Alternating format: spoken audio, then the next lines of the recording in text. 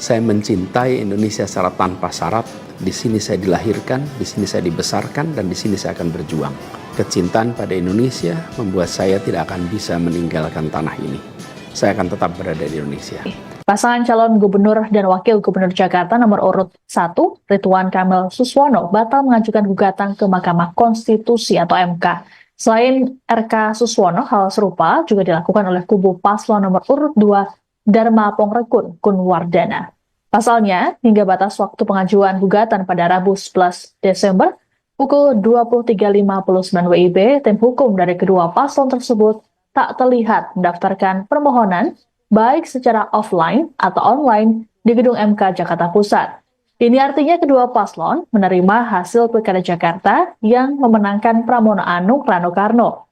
Untuk diketahui, peserta Pilkada memiliki tenggat waktu 3 hari untuk mengajukan permohonan hasil pemilihan ke MK seusai penetapan Komisi Pemilihan Umum atau KPU. Kemudian, nantinya MK memiliki waktu 45 hari untuk menyidangkan dan memutus perkara yang diajukan. Sebelumnya, KPU Jakarta menetapkan pasangan Pram Rano sebagai pemenang Pilkada 2024 melalui rapat pleno yang berlangsung pada Minggu 8 Desember. Sehari sebelumnya, KPU lebih dulu melakukan rekapitulasi suara dari kota kabupaten di Jakarta. Pramdul mendapat total perolehan 2.183.239 suara atau 50,07%. Rapat pleno yang menetapkan Pramdul sebagai pemenang Pilkada Jakarta sempat diwarnai aksi walkout dari kubu Ridho. Selain itu, saksi paslon Dharmakun juga menolak menandatangani berita acara rekapitulasi. Pihak Ridho menyoroti rendahnya angka partisipasi pemilih pada Pilkada Jakarta 2024. Selain itu, mereka juga memprotes Bawaslu karena dianggap tak serius menanggapi laporan dugaan kecurangan. Sebelumnya, pihak Pramdul menyarankan kubu Ridho agar tak memaksakan diri mengajukan gugatan ke MK. Dikatakan oleh Ketua Harian Tim Pemenangan Paslon nomor urut 3 Jakarta, Prasetyo Edi Marsudi pada Minggu 8 Desember, dirinya meyakini gugatan tersebut ditolak MK karena selisih suara yang cukup jauh, yakni hampir 10%. Meski begitu, mereka menyatakan menghargai pengajuan yang dilakukan oleh tim Ridho karena merupakan hak konstitusional warga negara.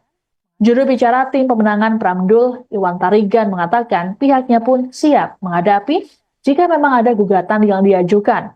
Iwan mengklaim bahwa proses Pilkada Jakarta 2024 telah berjalan dengan jujur dan adil.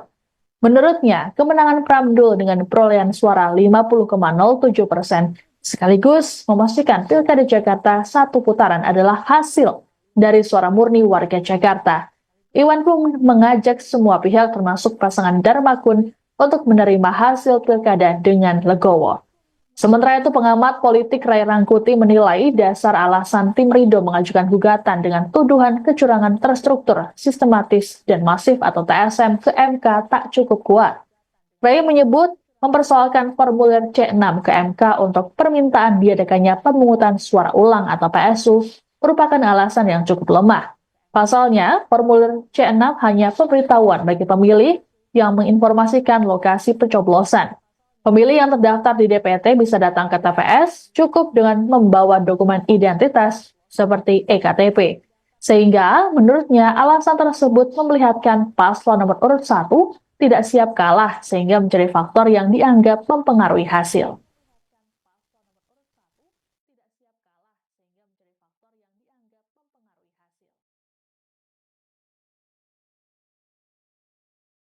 Untuk kami kerjakan rekapitulasi, tidak ada satu pun laporan kami yang memiliki hasil akhir seperti apa. Apakah kemudian rekomendasinya itu tidak dilanjutkan atau ada pelanggaran dan sebagainya. Dan kami sudah melakukan konsultasi dan sudah mendatangi pula terhadap laporan tersebut baik kepada Panwaslu Kota maupun Bawaslu Provinsi.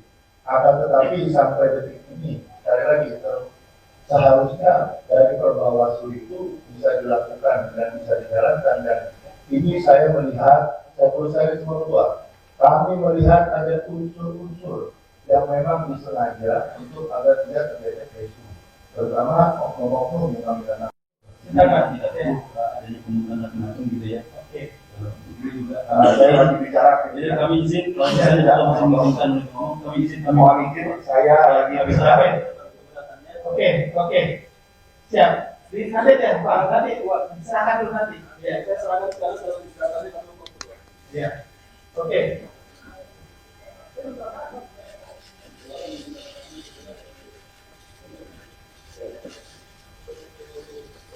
Ketua.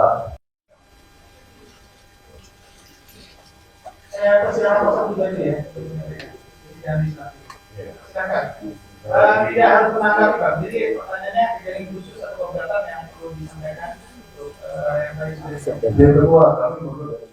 Ya, terima kasih Pak. Silakan. Mungkin pimpinan lebih fokus saja terhadap hasil penghitungan suara kalau rekapitulasi karena terlalu melebar. Kecintaan pada Indonesia membuat saya tidak akan bisa meninggalkan tanah ini. Saya akan tetap berada di Indonesia.